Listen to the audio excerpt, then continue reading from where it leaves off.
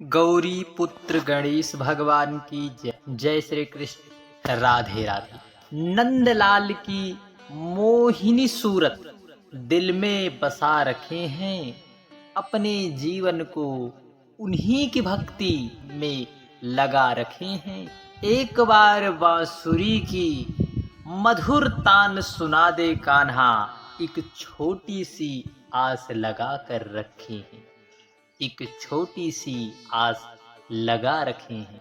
जय श्री कृष्ण, राधे। उन्होंने नस देखी हमारी और बीमारी लिख दिया, रोग हमने पूछा तो वृंदावन से प्यार लिख दिया।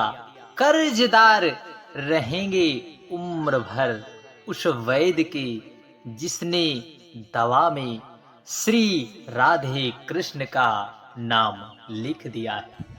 बोलिए राधा माधव सरकार की जय। जय श्री कृष्ण। आज हम सभी प्रिय भक्तगण एक बड़ी ही पवित्र पावन दिव्य तिथि का इंतजार सभी भगवत प्रेमियों को रहता है। वह तिथि का इंतजार हुआ खत्म। आज हम सभी लोग उसी दिव्य तिथि की कथा को श्रवण करेंगे। आज है आषाढ़ मास के कृष्ण पक्ष की योगिनी एकादशी। इस एकादशी के व्रत की महत्वता की कथा आज हम सभी लोग श्रवण करने वाले हैं।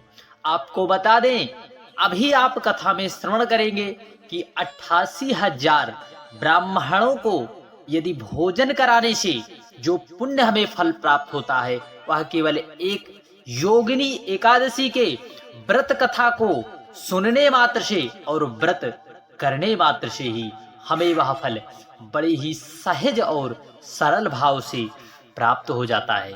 तो आप सभी भक्तगण, यदि आप व्रत कर रही हैं या कर रही हैं एकादशी का, तो आप कथा यदि श्रवण कर लेते हैं तो निश्चितता है भगवान देवाधिदेव श्री हरि विष्णु की कृपा आप पर जरूर होगी, क्योंकि यह तिथियां ही हमारे लिए साक्षात कृपा का स्वरूप है। तो आइए हम सभी भक्तगण बड़े ही प्रसन्नचित भाव से आज की कथा को प्रारंभ करते। इस बार आपको बता दें, इस एकादशी पर 4 महासंयोग बन रहे हैं। पहला सर्वार्थ सिद्ध योग, दूसरा धृति योग, तीसरा त्रिपुष्कर योग और चौथा शिववास योग बन रहा है। क्योंकि यह सावन के पहले की एकादशी है, इसलिए आप सभी लोग कथा को संपूर्ण अंत तक अवश्य सुनिएगा। जय श्री कृष्ण।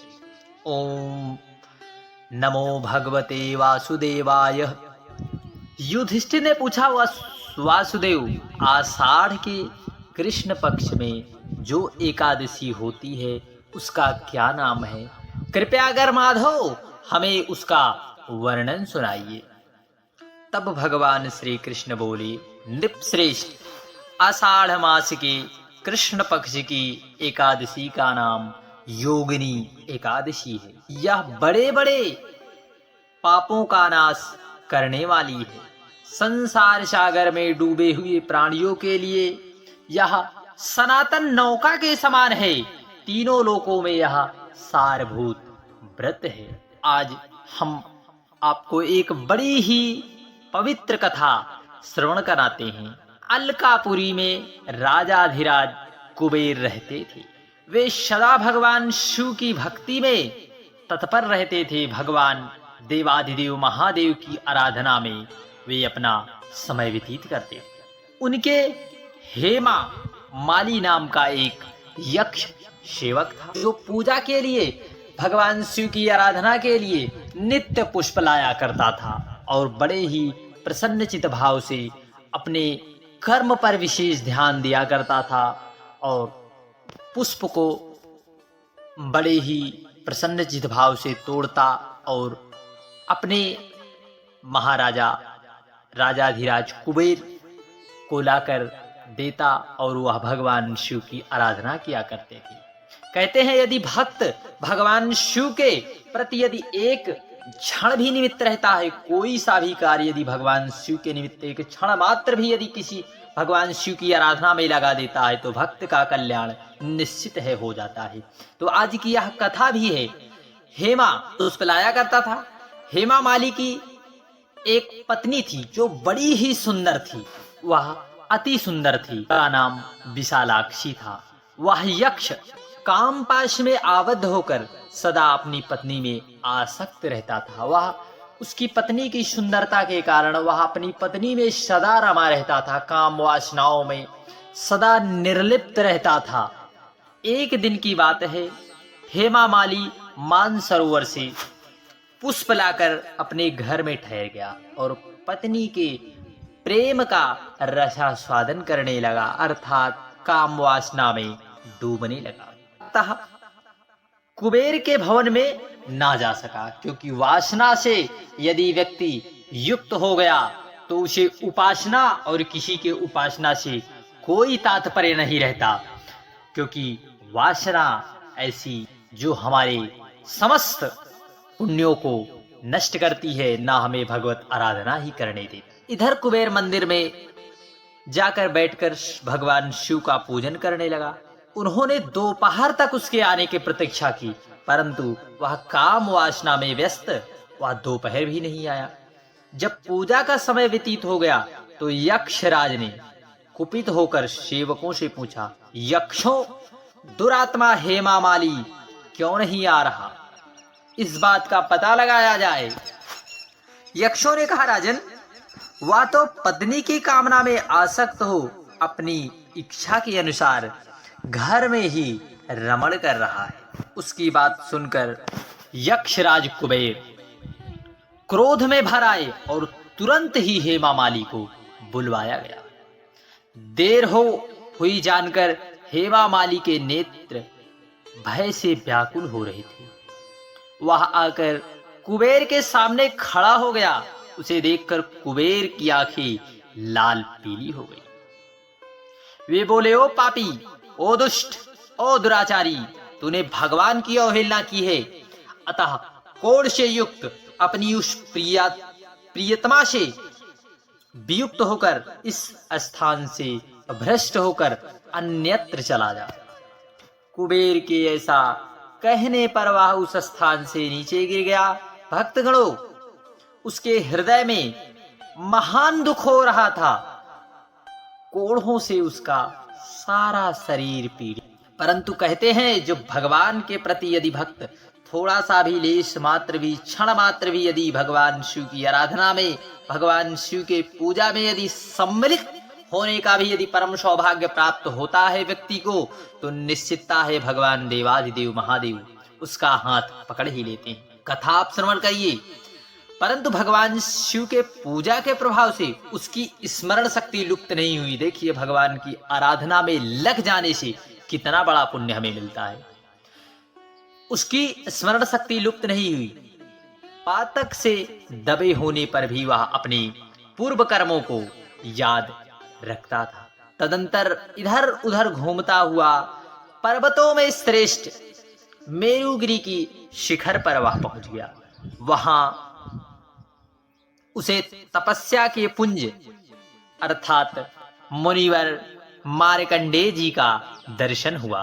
मार्कंडेय जी का चरित्र भी आप श्रवण करिए। भगवान देवाधिदेव महादेव की कृपा और करुणा से ही मार्कंडेय जी को उन्हें लंबी आयु कामना भगवान देवाधिदेव महादेव से ही पूर्ण हुई थी। तब मार्कंडेय जी के दर्शन हुए। पापकर्मा यक्ष ने दूर से मुनि के चरणों में प्रणाम किया। मुनिवर मार्कंडेय ने उसे भय से कांपते देख परोपकार की इच्छा से निकट बुलाकर कहा, तुझे कोढ़ के रोग से कैसे दबा लिया? तू क्यों इतना अधिक निंदनीय जान पड़ता है? यक्ष बोला, मुने, मैं कुबेर का अनुचर हूं। मेरा नाम हेमा माली है।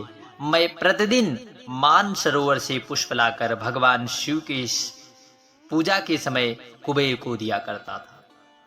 एक दिन पत्नी के सुख में फंस जाने के कारण मुझे समय का तनिक भी ज्ञान न रहा। अतः राजाधिराज कुबेर ने कुपित होकर मुझे श्राप दे दिया, जिससे मैं कोढ़ से आक्रांत होकर अपनी प्रियतमा से बिछड़ा हुआ हूं। मुनिश्रेष्ठ, इस समय किसी शुभ कर्म के प्रभाव से मैं आपके निकट आया हूं। संतों का चित्त स्वभावतः परोपकार में लगा रहता है। यह जानकर मुझ अपराधी को कर्तव्य का उपदेश दीजिए। तब बाबा मार्कंडेय जी ने कहा, तुमने यहाँ सच्ची बातें कही है, सत्य भाषण किया है, असत्य भाषण नहीं दिया है। इसलिए मैं तुम्हें कल्याणप्रद व्रत का उपदेश देता हूं। तुम ध्यान देकर श्रवण करना। तुम आषाढ़ मास के कृष्ण पक्ष में योगिनी एकादशी का व्रत करो। इस व्रत के पुण्य से तुम्हारी कोढ़ निश्चित दूर होगी, क्योंकि यदि संत जन कृपा करते हैं तो निश्चित है हमें हमारे दुखों से निवृत्ति जरूर होती है, क्योंकि संत ही जो है भगवान का स्वरूप होते हैं। भगवान श्री कृष्ण कहते हैं, ऋषि के वचन सुनकर हेमा माली दंड की भांति मुनि के चरणों में पड़ गया। मुनि ने उसे उठाया। इससे उनको बड़ा हर्ष हुआ। मार्कंडेय जी के उपदेश से उसने योगिनी एकादशी का व्रत, जिससे उसके शरीर की कोढ़ दूर हो गई। मुनि के कथनानुसार उस उत्तम व्रत का अनुष्ठान करने पर वह पूर्ण सुखी हो गया। नृपश्रेष्ठ, यह योगिनी एकादशी का व्रत ऐसा है जो 88,000 ब्राह्मणों को भोजन कराता है। उसके समान फल उस मनुष्य को भी मिलता है जो योगिनी एकादशी का व्रत करता है। योगिनी महान पाप को शांत करने वाली, महान पुण्य फल देने वाली। इसके पढ़ने और सुनने से मनुष्य के सब पाप नष्ट हो जाते हैं। जय श्री कृष्ण, राधे राधे। इसलिए प्रिय भक्तगणों, आप सभी लोग बड़े प्रसन्न चित्त भाव से भगवान की कथा श्रवण करें, भगवान का पूजन करें। परंतु रात्रि के जागरण का विशेष प्रावधान एकादशी पर रहता है, इसलिए आप रात्रि में भी कथा को अवश्य सुन सकते हैं। भगवान का पूजन, भगवान के नामों का संकीर्तन अवश्य करें। जय श्री कृष्ण।